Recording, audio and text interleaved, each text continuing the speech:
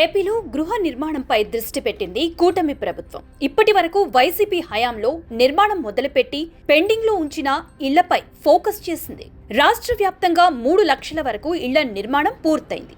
గృహ ప్రవేశాలు సైతం జరిగిపోయాయి. దీంతో వచ్చే జనవరి నుంచి కొత్తగా ఇళ్ల మంజూరు ప్రక్రియ ప్రారంభించాలని ప్రభుత్వం భావిస్తోంది. 5 ఏళ్ల కూటమి ప్రభుత్వ పాలనలో 20 లక్షల ఇళ్లు నిర్మాణం పూర్తి చేయాలని లక్ష్యంగా కనిపిస్తోంది. సీఎం చంద్రబాబు గృహ నిర్మాణ శాఖ సమీక్షలో అధికారులకు కీలక ఆదేశాలిచ్చారు. హౌసింగ్ ఫర్ ఆల్ కార్యక్రమం కింద అర్హులందరికీ ఇళ్లు మంజూరు చేసే బాధ్యత ప్రభుత్వానిదేనని తేల్చేశారు. ఉగాది నాటికి లక్షలాది ఇళ్ల గృహ ప్రవేశాలు జరగాలని ఆదేశాలిచ్చారు ఏపీ సీఎం చంద్రబాబు. వైసీపీ హయాంలో గృహ నిర్మాణానికి ప్రాధాన్యం ఇచ్చారు. జగనన్న కాలనీల పేరుతో పేదలకు సెంటు నుంచి సెంటున్నర స్థలం ఇచ్చారు. అయితే నివాస యోగ్యం కాని ప్రాంతాల్లో, ఊరికి దూరంగా ఉన్న ప్రదేశాల్లో, కొండలు గుట్టలు ఉన్న ప్రాంతాల్లో ఇళ్ల స్థలాలు ఇవ్వటంతో నిర్మించేందుకు లబ్ధిదారులు ముందుకు రాలేదు.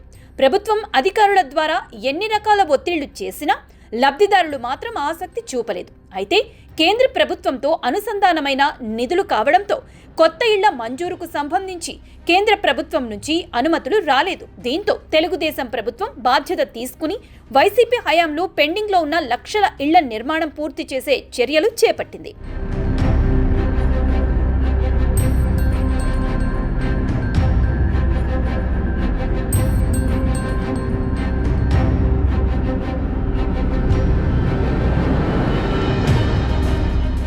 ముఖ్యంగా కాలనీల్లో మౌలిక వసతులు కల్పించడంతో లబ్ధిదారులు ఇళ్ల నిర్మాణానికి ముందుకొచ్చారు. 2014 నుంచి 2019 వరకు ఎన్టీఆర్ గృహ నిర్మాణం కింద పెద్ద ఎత్తున ఇళ్ల నిర్మాణం చేపట్టింది టీడీపీ ప్రభుత్వం.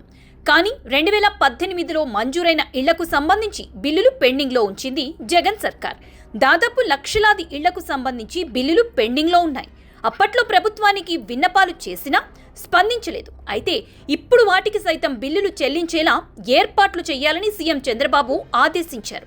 కేంద్ర ప్రభుత్వం వాటాగా రావాల్సిన మొత్తాన్ని రప్పించే ఏర్పాట్లు చేయాలని, కేంద్ర ప్రభుత్వంతో మాట్లాడాలని సీఎం చంద్రబాబు ఆదేశించారు. అర్హులైన ప్రతి ఒక్కరికి ఇళ్లు మంజూరయ్యేలా చూడాలని కూడా సూచించారు. 3 ఏళ్లలో రాష్ట్రంలో 20 లక్షల ఇళ్ల నిర్మాణం అనేది ప్రభుత్వ లక్ష్యమని, అందుకు అనుగుణంగా అడుగులు వేయాలని సీఎం చంద్రబాబు ఆదేశించడం విశేషం.